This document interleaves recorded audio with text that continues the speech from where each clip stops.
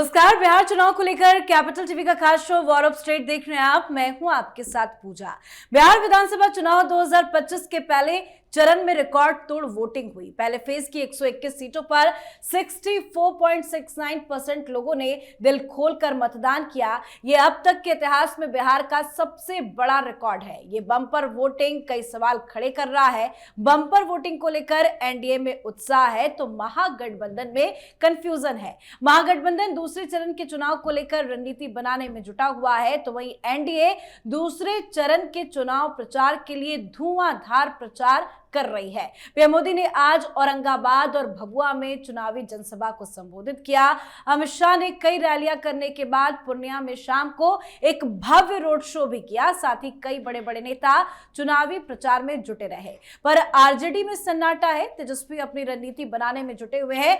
RJD ने अनुशासनहीनता और पार्टी विरोधी गतिविधि के आरोप में अपने 3 नेताओं को 6 वर्षों के लिए निष्कासित भी कर दिया है। साथ ही आरजेडी के अंदर विद्रोह की लहर दौड़ रही है। तो दूसरे चरण के चुनाव से पहले एनडीए और महागठबंधन में क्या चल रहा है बताएंगे आपको। चर्चा के लिए मेरे साथ स्टूडियो में मौजूद हैं कैपिटल टीवी के एग्जीक्यूटिव एडिटर राजीव जी और हमारे सहयोगी और senior journalist Raj Singh. Sir, आप दोनों का बहुत बहुत स्वागत है। धन्यवाद। सर, पहले चरण के बाद तो अब सभी को दूसरे चरण की वोटिंग का इंतजार है। क्या रणनीति बनाई जा रही है महागठबंधन और एनडीए की तरफ से? देखिए, महागठबंधन जो पिछली बार इन क्षेत्रों में चुनाव में कुछ जगहों पर बढ़त ली थी, वो संयोग था। ये महागठबंधन के तरफ से राष्ट्रीय जनता दल के नेताओं कार्यकर्ताओं के मेहनत का नतीजा नहीं था, बल्कि एक संयोग काम कर गया था इनके लिए। क्योंकि इन क्षेत्रों में से अगर भभुआ से आगे बढ़े, भभुआ, सासाराम, औरंगाबाद, उसके बाद आगे गया और मगध के क्षेत्र में अरवल, जहानाबाद, इन सारे क्षेत्रों में जो एनडीए को नुकसान हुआ था, उसमें महागठबंधन की मेहनत से ज्यादा इनके बिखराव का नतीजा सामने आया था। जैसे ये भभुआ से आगे बढ़ते काराकाट से उधर के क्षेत्रों में ये उपेंद्र कुशवाहा जो अभी एनडीए में शामिल है, केवल 6 सीटों पर इन्होंने संतोष कर लिया। लेकिन यही उपेंद्र कुशवाहा इतने महत्वाकांक्षी हो गए थे कि इनको लगने लगा कि नीतीश कुमार और भारतीय जनता पार्टी के साथ अगर गठबंधन हो गया है तो मेरे लिए तो राजनीतिक भविष्य का स्कोप खत्म हो गया, आगे हम करेंगे क्या। फिर उन्होंने भारतीय जनता पार्टी से बार्गेनिंग करनी शुरू कर दी। आगे वो एनडीए से अलग हो गए और पिछली बार उन्होंने एक नया मोर्चा बनाया था जिसमें देवेंद्र यादव भी शामिल थे, ओवैसी भी साथ में था और ये उपेंद्र कुशवाहा की पार्टी भी वहां चुनाव लड़ रही थी। उनके कारण उन क्षेत्रों में कुछ वोट कटे थे। और दूसरी बात, जनता दल यूनाइटेड के लिए जहां जहां उनको सीटें मिली थी उन क्षेत्रों में भी समस्याएं थी चिराग पासवान के कारण। ये इसमें जहानाबाद के 3 विधानसभा क्षेत्र हैं। इन 3 विधानसभा क्षेत्रों में भारतीय जनता पार्टी को सीटें नहीं मिली थी और जो इस बार इतने विरोध के बावजूद नीतीश कुमार ने लोकसभा में 1 सीट एनडीए का कम इसलिए करवा दिया क्योंकि वो रिजिड थे कि नहीं, चंद्रवंशी को टिकट देना है लोकसभा से। इसी के कारण चंद्रवंशी हार गया। सुरेंद्र यादव जैसा नेता जो 2 बार से हारता रहा था, जीत गया। अभी की स्थितियां बदली हुई है। उपेंद्र कुशवाहा साथ में, अब कुशवाहा का वोट अब महागठबंधन की तरफ नहीं बल्कि एनडीए की तरफ आता दिखाई पड़ा है। बिखराव नहीं है। चिराग पासवान साथ में है और भारतीय जनता पार्टी और जनता दल यूनाइटेड, ये दोनों के बीच अभी नीतीश कुमार और प्रधानमंत्री मोदी के बीच कोऑर्डिनेशन बेहतर है। अब लोगों के दिमाग में ये बातें नहीं है कि नीतीश कुमार वो हैं जो 2014 में अलग हुए, फिर 15 में महागठबंधन के साथ चुनाव लड़ा राजद के साथ, 17 में फिर पलटे। तो ऐसी स्थितियां अब उनके लिए नहीं है। अब ये सोच रहे हैं कि जो 2024 के लोकसभा चुनाव के बाद इतनी कोशिश राहुल गांधी ने की, इनकी पूरी टीम ने की कि चंद्रबाबू नायडू और नीतीश कुमार इन दोनों को कैसे भी अलग कर दो एनडीए से, आगे जो होना है होगा। अगर अलग कर देते हो तो सरकार मोदी की अस्थिर हो जाएगी, नीतीश कुमार डिगे नहीं। तो ये जो विश्वसनीयता उन्होंने भारतीय जनता पार्टी के कार्यकर्ताओं में बनाई है, इसका असर दिख रहा है ग्राउंड के अंदर। तो औरंगाबाद के अंदर या फिर गया में, जहानाबाद में, भभुआ में, उसके अलावा जो आगे उन क्षेत्रों में है, जैसे सीमांचल के क्षेत्र में, पूर्णिया में प्रधानमंत्री मोदी ने रोड शो किया। पूर्णिया की स्थिति क्या है? पप्पू यादव पिछली बार प्रधानमंत्री मोदी के साथ मंच शेयर किए थे, वहां पर सवाल उठने लगा कि देखो यही पप्पू यादव है जिसको मंच से भगा दिया गया, तेजस्वी और राहुल की रैली में गाड़ी पर चढ़ने नहीं दिया गया। ये सांसद हैं, पार्टी के बड़े नेता माने जाते हैं कांग्रेस के, लेकिन वहां इनको सम्मान नहीं मिला। सम्मान कहां मिला? प्रधानमंत्री मोदी के मंच पर। और आज वहां पर पप्पू यादव ऊपरी तौर पर कांग्रेस के लिए भले ही प्रचार कर रहे हो, लेकिन अंदर से वो कांग्रेस नहीं बल्कि राजद के विरोध में भी प्रचार कर रहे हैं। और वही स्थिति आगे है अररिया में, वही स्थिति किशनगंज से आगे अगर कटिहार क्षेत्रों में जाएं जहां पर ओवैसी चुनाव लड़ रहा है, वहां पर तो सीधे वहां के मुसलमान कहते हैं जहां ओवैसी की पार्टी का कैंडिडेट है वहां हम ओवैसी के साथ है, जहां ओवैसी की पार्टी का कैंडिडेट नहीं है वहां हम राजद के साथ है, भाजपा के साथ तो नहीं है। लेकिन फिर भी वो बिखरा हुआ जो दिखाई पड़ रहा है, ये दूसरे चरण के लिए महागठबंधन की बड़ी चुनौती बनने वाली है। बिल्कुल, तो महागठबंधन में कई ऐसी सीटें हैं जो सेकंड फेज में जिस पे वोटिंग होनी है, उस पे ये आपस में लड़ रहे हैं एक दूसरे के खिलाफ। तो ऐसे कैमरे पे तो नहीं देख रहे हैं, लेकिन अंदर खाने ऐसे क्या चल रहा है जो सेकंड फेज में महागठबंधन के विद्रोह को खुलकर आने वाले नतीजों में बयां कर सकता है? नहीं, देखिए वो तो महागठबंधन में जो आपसी खींचतान है वो तो है ही। अभी मैं क्या देख रहा हूँ कि जो पहले फेज में जो वोटिंग हुई है तकरीबन ये 65% के आसपास, हर कोई उसकी अपने हिसाब से व्याख्या कर रहा है। अब मैंने देखा प्रशांत किशोर, उनकी अपनी एक अलग ही व्याख्या है। वो ये है कि भाई जो प्रवासी मजदूर हैं वो बड़ी संख्या में आए हैं, छठ के बाद वहाँ वो रुक गए हैं, उन्होंने वोट दिया है, बड़ा परिवर्तन दिखेगा। आज मैंने ये भी देखा कि तेजस्वी यादव ने सोशल मीडिया पर एक वीडियो रिलीज किया है, उन्होंने थैंक यू कहा और ये कहा कि भाई जम के वोटिंग कीजिए अगले फेज में ताकि हमारी सरकार बने। आश्चर्य की बात यह है कि जब वो ऐसी बात कहते हैं तो ये समझ में नहीं आता कि ये जो आरोप लगाते हैं कि वोट चोरी वाला जो मुद्दा है वो कहाँ चला जाता है। भाई मतलब बहुत क्लियर है ना कि अगर सरकार बन जाती है तो बोलेंगे सब कुछ ठीक रहा, और अगर सरकार नहीं बनी, हार जाएंगे तो क्या कहेंगे? बोलेंगे वोट चोरी हो गई। और राहुल गांधी भी यही काम कर रहे हैं। अभी आप जाकर के देखिए, मैंने देखा राहुल गांधी एक सभा में कह रहे हैं कि ये जो नीतीश कुमार और नरेंद्र मोदी ने बिहार को मजदूर बना दिया, ये लोग मजदूर वाली फैक्ट्री बन गए, बाहर जाते हैं मजदूरी करने। अरे भाई तो एक बात बताइए कि आज़ादी के बाद से लेकर के 1990 तक तो कांग्रेस का एक छत्र राज्य था बिहार में, तो भाई आपने क्या किया बिहारियों के लिए? मजदूर तो उस वक्त भी थे बिहारी।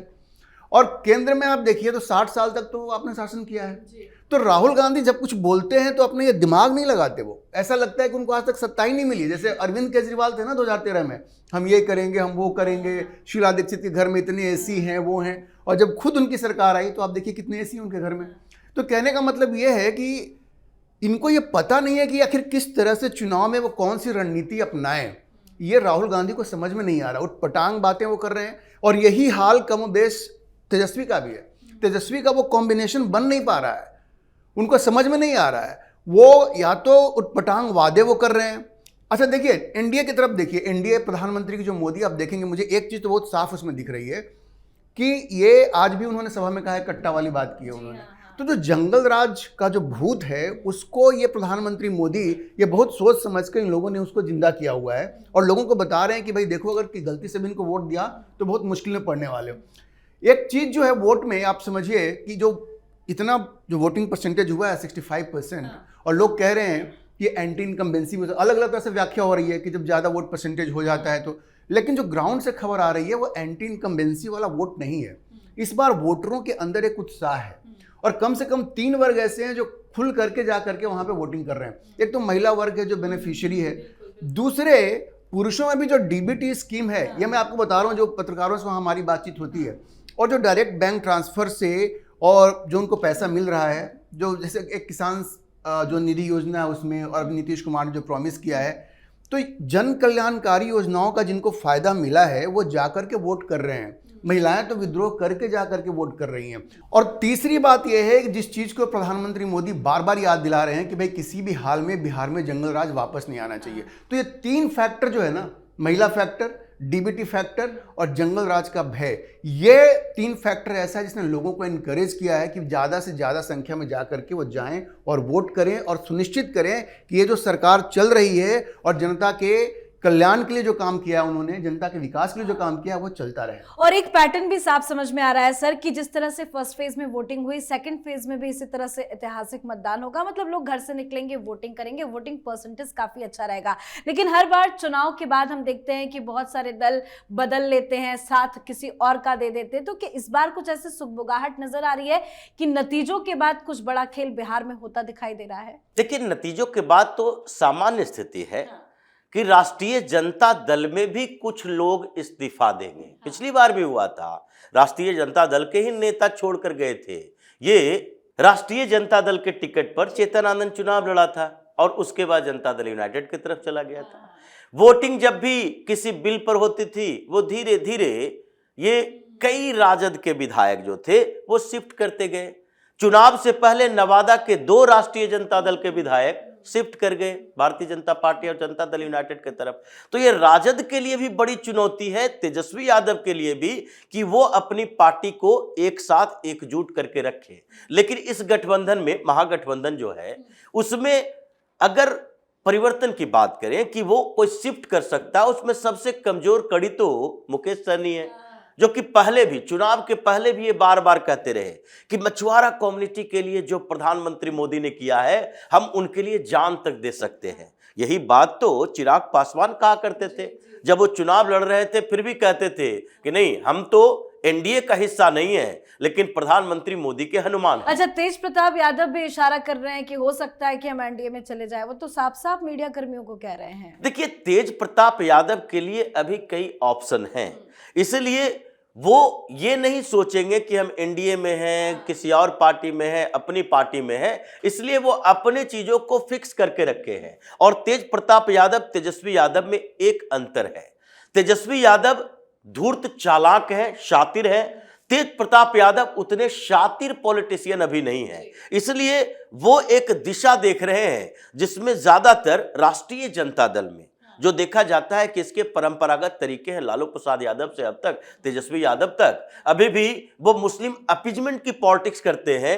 तेज प्रताप यादव वो नहीं करते, वो हमेशा कृष्ण की बात करेंगे, राम मंदिर की बात करेंगे, भगवान की बात करेंगे और उन लोगों के खिलाफ बात करेंगे जो सनातन विरोधी है। वो राहुल गांधी के बारे में भी कहते हैं ये सब तो सनातनी है ही नहीं। तेजस्वी यादव को कह रहे हैं कि भाई ये सावन के महीने में मछली कौन खाता है, ये लोग तो धर्म को समझता ही नहीं है। तो उनका इशारा, उनका तरीका जो जहां जाते हैं वो टीका लगाते हुए ही नजर आते हैं। बिल्कुल, तो इसलिए उनका तरीका जो है, आगे के समय में वो किसी के साथ जा सकते, एनडीए के साथ भी जा सकते हैं और इस अपॉर्चुनिटी का फायदा उठाने के लिए एनडीए के लोग यानी भाजपा या जदयू के लोग भी बैठे हुए। हालांकि जो एक कॉम्बिनेशन नजर आ रहा था महागठबंधन के अंदर आरजेडी और कांग्रेस का, वो तो बिल्कुल खत्म हो गया है। एक मंच पर अभी तक राहुल गांधी और तेजस्वी यादव नहीं नजर आए। क्या आपको लगता है कि सेकंड फेज की वोटिंग के प्रचार के दौरान ये दोनों दिखेंगे? नहीं, उसकी संभावना बहुत कम है। हम लोगों ने पहले भी डिस्कस किया, दोनों के बीच में एक जो खाई है ना और चौड़ी होती जा रही है। राहुल गांधी तो बिल्कुल खुश नहीं है उनसे। मैं एक और बात कहूंगा, जैसे आप कह रही थी कि क्या पोस्ट पोल क्या अलायंस हो सकता है, उसमें ये मुकेश सहनी के पास तो मुझे लगता नहीं कितनी सीटें होंगी कि वो कोई निर्णायक भूमिका में होंगे। तेज प्रताप की अपनी सीट भी फंसी हुई है। लेकिन जो राजद की तरफ से जो हम लोगों ने बात की थी, जो वो कोशिश कर रहे हैं कि क्या एक्सप्लोर कर रहे हैं कि क्या नीतीश को अपनी तरफ लाया जा सकता है, उसमें एक पेच है, उस पेच को समझना जरूरी है। देखिए, इस बार क्या हुआ है, जब केंद्र में सरकार बनी उसके बाद नीतीश कुमार के जो कुछ करीबी लोग हैं वो पूरी तरह से बीजेपी के पक्ष में हैं। पहले की बात अलग थी, वो लोग ओपन थे, लेकिन अब जो खबर आ रही है कि जो उनके नजदीकी लोग हैं, जैसे ललन सिंह हो गए, संजय झा हो गए, अशोक चौधरी हो गए, विजय कुमार चौधरी हो गए, अब ये लोग कहते हैं ना कि बिल्कुल वेल डिस्पोज्ड हैं बीजेपी की तरफ। तो अगर ये कोशिश करते हैं तेजस्वी कि नीतीश कुमार को किसी भी तरह से समझा करके या अपनी तरफ खींचने की कोशिश करेंगे, तो जदयू में भी एक संकट पैदा हो सकता है। ये भी खबर है वहां पे, पहले की बात अलग थी। इसलिए देखिए, अगर कोई पलटी मारनी है तो ये मुकेश सहनी और उनसे तो नहीं होगा, या तो नीतीश कुमार को ही कुछ करना पड़ेगा, और उनको अगर इधर लाने की कोशिश होती है तो जदयू में अब जो इक्वेशन बन रहा है वो इतना संभव नहीं होगा। अगर ऐसी कोई कोशिश होती है तो इस बात की भी संभावना है कि जदयू स्प्लिट कर जाए, जदयू में फूट पड़ जाए। इसलिए तेजस्वी ये कोशिश तो जरूर कर रहे हैं, हम लोगों ने पहले भी डिस्कस किया है, उनकी चर्चा भी हो रही है, लेकिन जो खबर भी आ रही है कि जदयू को इस बार पलटी मारना नीतीश कुमार के लिए आसान नहीं होगा। अगर वो पलटी मारते हैं तो फिर उनकी पार्टी टूट भी सकती है। तो इसलिए मान के चलिए कि इस बार अगर सरकार बननी है, देखिए अगर क्लियर मेजोरिटी मिल जाता है तेजस्वी को, अगर ये तमाम जो वहां से रिपोर्ट्स आ रही, कई बार कुछ अंडर करंट भी होता है जो लोग नहीं समझ पाते, नहीं पकड़ पाते हैं। आप देखिए ना हरियाणा में क्या हो रहा था, है ना। तो कई बार अगर ऐसी चीजें हुई तभी एक संभावना है कि तेजस्वी की सरकार बनेगी। अदरवाइज इस बार तेजस्वी ये जो सोच रहे हैं कि पोस्ट पोल भी हम लोग कोई खेला करेंगे और नीतीश कुमार को तोड़ के लाएंगे, वो संभव होता हुआ नहीं दिख रहा है। क्योंकि देखिए जो रैंक एंड फाइल है, जदयू क्यों बना, समता पार्टी के टाइम से देखिए, वो राजद की जो गुंडागर्दी रही है, और बहुत पहले, वक्त नहीं है, कभी आप हम लोग अलग से डिस्कस करेंगे, जो यहाँ पे बिहार स्टेट, यहाँ पे जो गेस्ट हाउस है वहाँ पे नीतीश कुमार के साथ जो बर्ताव किया था, ललन सिंह जो थे वहाँ पे, तो ये गुंडागर्दी के खिलाफ ही समता पार्टी बनी थी और बाद में ये जदयू बनी। तो रैंक एंड फाइल भी एंटी आरजेडी है।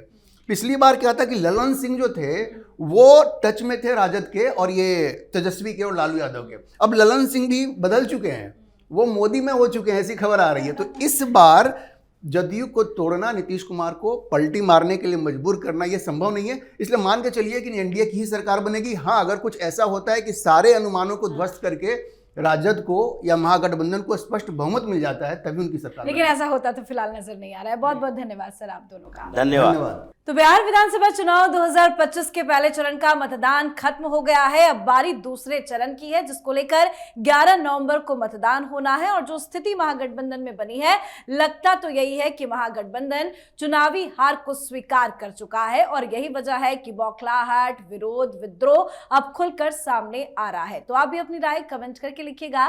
देखते रहिए कैपिटल टीवी। नमस्कार।